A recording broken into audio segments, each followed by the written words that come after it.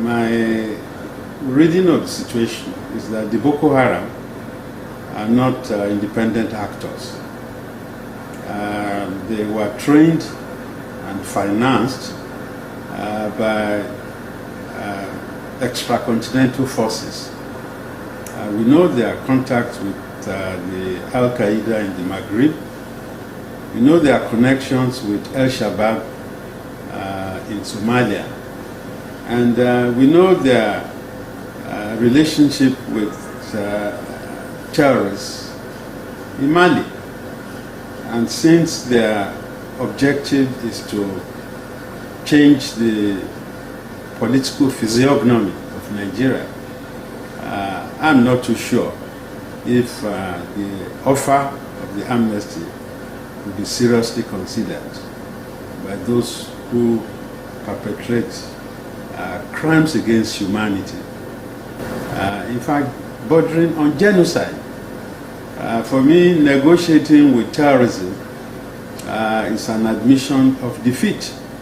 And those who have been canvassing amnesty or negotiation seem to be armed in glove with these terrorists. So quite sincerely, to answer your question, the offer of an amnesty is an exercise in futility. It makes President Jonathan look like a fool. So that, in a nutshell, is my position in terms of the, I would say, generosity of the Jonathan government in giving them carrots, as it were. And the attempt to compare men with Boko Haram, for me, is another effort at comparing apples and oranges. The men had, or what you can call the militants in the Niger Delta, we knew what they were fighting for. They were fighting against the degradation of the environment, about their alienation and marginalization, because they believed they owned the resources which keeps Nigeria running. And they wanted a right to participate in the management of accruals from the exploitation of their resources. The Boko Haram are a different ilk. They are a band of murderers. They are tentacles of Islamic fundamentalism from the Al-Qaeda group, which seem to have infiltrated Nigeria in terms of financing, in terms of training, and in fact ideological leadership of the Boko Haram. So the Boko Haram is not just a homegrown phenomenon.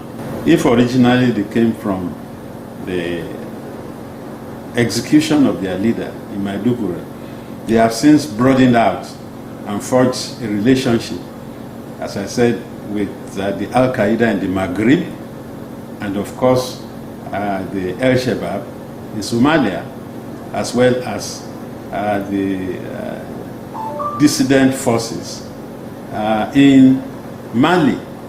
So if you give amnesty to the Boko Haram in Nigeria, what of their patrons in Mali or even Al-Qaeda? So for me, we must recognize the futility of clipping the local tentacles of what is a global octopus. In other words, we have to touch base with the Americans. We have to touch base with those who have the wherewithal to contain the incidence of terrorism. I know, for instance, that Uncle Sam already has placed drones in Niger. All that Obama needs to do now is to declare Boko Haram a foreign terrorist organization.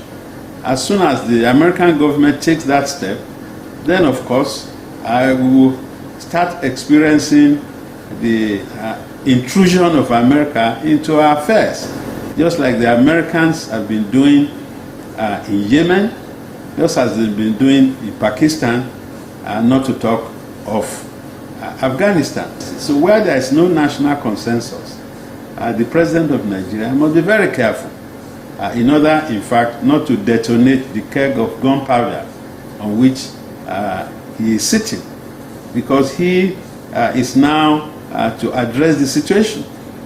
From the reports we had in the papers, the military high command, they are not agreeable towards an amnesty.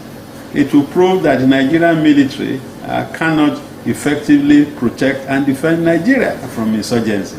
So there are so many implications that could arise from the rapprochement that is being pushed by out of their will to ensure that we put an end to the debacle. And you also said Nigeria should cooperate with America, if I get you right. So does it not portray Nigeria as inferior if we allow America or other countries to come and fight terrorism for us? Well, it's a question of capacity. I'm not saying the drones will even come to Nigeria. The operating bases of the drones are in Niger Republic. As far as I know, there's no American drone located in Nigeria.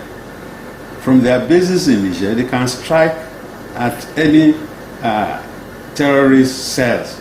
You know, they have satellites in space. They use remote sensing, they use all manner of surveillance and intelligence to hit a target. Precision bombing. Look at what the drones have done, even in Pakistan. Okay, so I'm saying that the Nigerian state lacks the capacity to contain the ogre of terrorism. The French people who were kidnapped from Cameroon, purportedly or supposed to have been brought to Nigeria, there are all sorts of rumors flying around, whether they have been executed. Nigeria does not even know the location. You know, the police will always tell you that they are on top of the situation.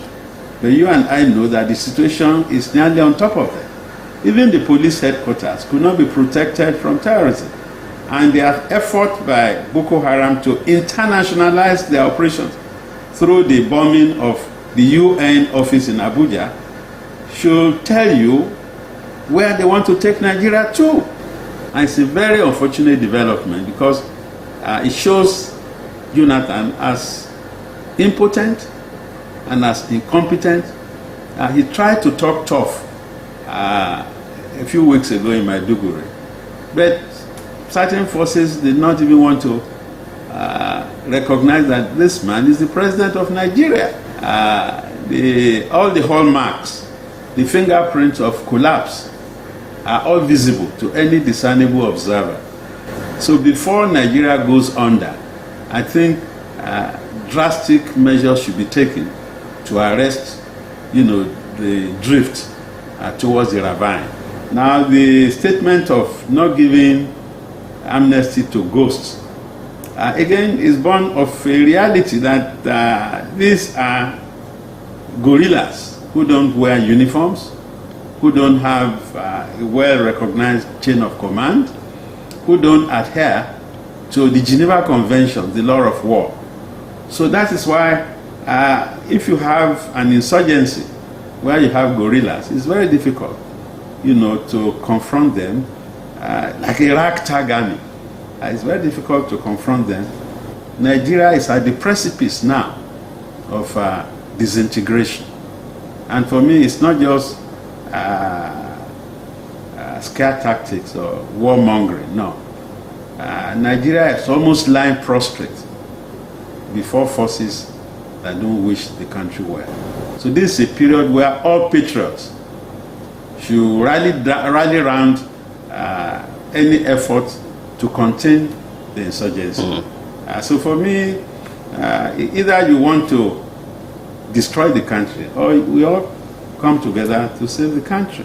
So do you think Nigeria will last 2015, sir? All I can say is that the hallmarks of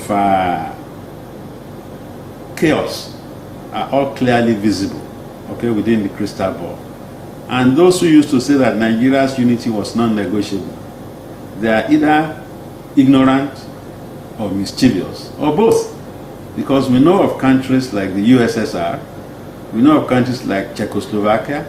We know of countries like Yugoslavia that are no longer on the political map of the world. The only two things not negotiable in life are death and taxes, as Mark Twain once said. So for me, Nigeria, it's 5 minutes to midnight for Nigeria.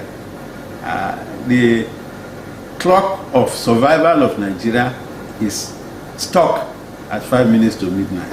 We should do whatever we have to do so that we keep Nigeria. Otherwise, Nigeria will be history. We pray not, so that we don't become the Somalia, where the country will be under the thraldom of warlords. And the way people are talking from geopolitical perspective, people from the north have a different idea, a different picture of the future of Nigeria than people of the south.